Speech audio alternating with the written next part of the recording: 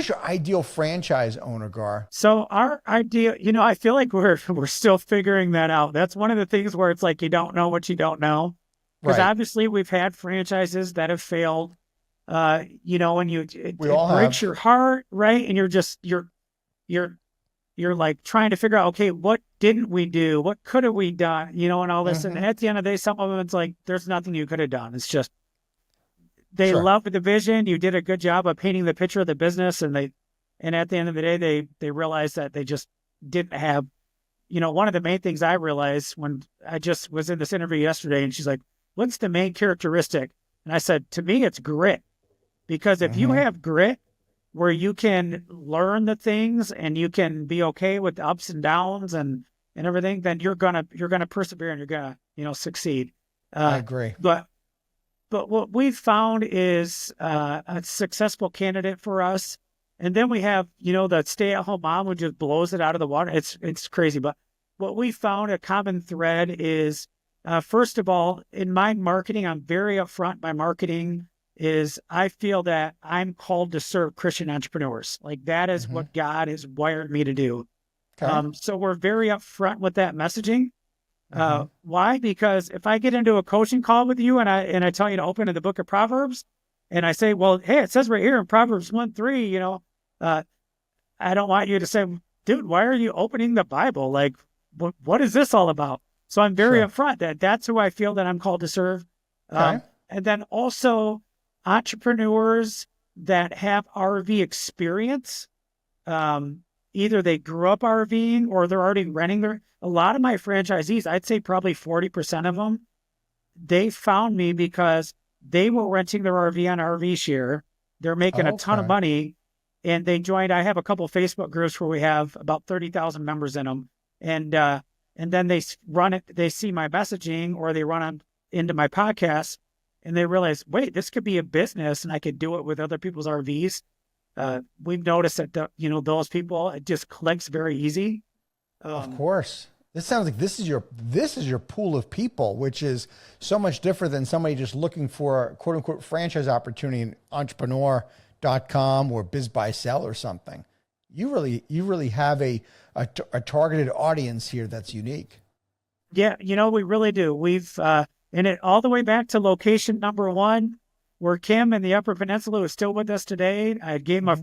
a free trial location. That's how we got connected. It was in a Facebook group for the peer-to-peer RV rental industry. And that's what I did just to, encourage people on here that you're thinking about franchising and you want to beta test and Hmm. offer to share with. All I did is I went into these Facebook communities that aligned with what I was doing, and I just gave value.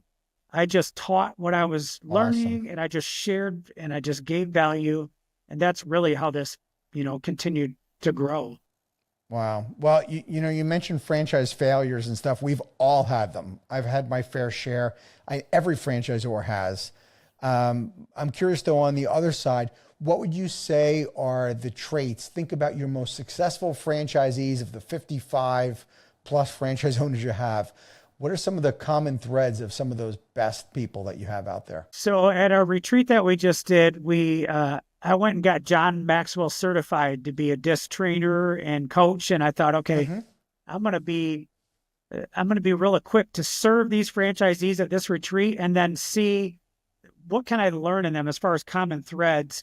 And what we learned is uh, extroverts, just the eye on the disc, those Uh-huh. those just super outgoing, motivated, charismatic people that you just want to be around.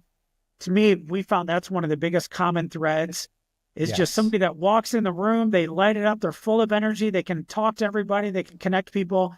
Because at the end of the day, no matter what business model you go with, and that's what I tell people about the franchise world is like, I don't care, just pick one because franchise models are amazing, right? They're like proven Right. systems. Why would you pay 50 grand to get a associate's degree probably nowadays when you could pay 50 grand to basically like almost be guaranteed success? Is if you have that core characteristic uh, where you can go out and just do the thing and you're not worried about objections or, not getting the sale or being denied. Because on the other side, that's what we saw with the franchisees that were failing is they do all that. They put together the spreadsheets and they run the numbers. They do all the research. Like, this is amazing, I'm in. And then they sign up and the next step is to go talk to owners of RVs. And then they're like, oh, I have to talk to people to run this business. You never told me I had to talk to people. So that's one of the most, one of the biggest characteristics that we've seen in people is that they're extroverts. And then on top of that is they don't think they have it all figured out. They're coachable, they're teachable. You can tell them, hey, this is what to do. Just trust me, and they'll go out and do it. Yeah, those are two very big traits there. Being extroverted, willing to talk with people, and being coachable. And not everybody is coachable. Sometimes people think they want to own a franchise because they want to be in business for themselves, but they don't necessarily realize they're part of a franchise system, and there's rules, and there's the guardrails of being an entrepreneur. And it's a very fine line in franchising, whether somebody's truly an entrepreneur, if they're a franchisee or not. I know that's a debate we'll leave for another day. But